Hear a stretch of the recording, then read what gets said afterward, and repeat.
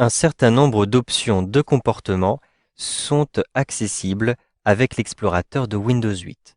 En effet, par exemple, ici, je sélectionne cette photographie. Je souhaite retrouver dans le volet de gauche l'emplacement précis de cette photographie.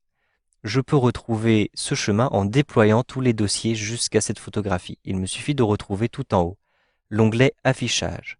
Ensuite, je vais retrouver ici le volet de navigation. Je clique sur la petite flèche et je choisis Développer jusqu'au dossier ouvert.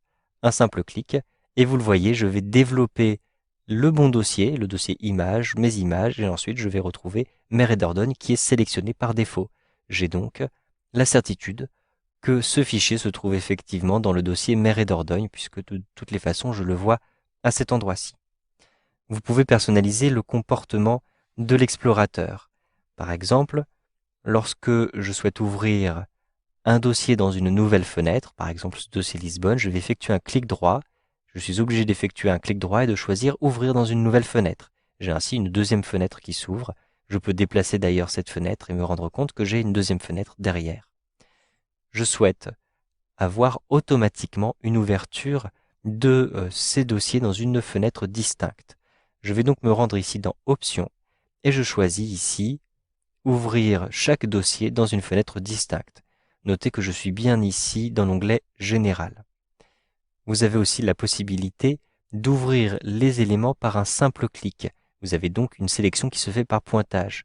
Je coche simplement cette case-ci et donc je ne serai plus obligé d'effectuer un double clic pour ouvrir un dossier.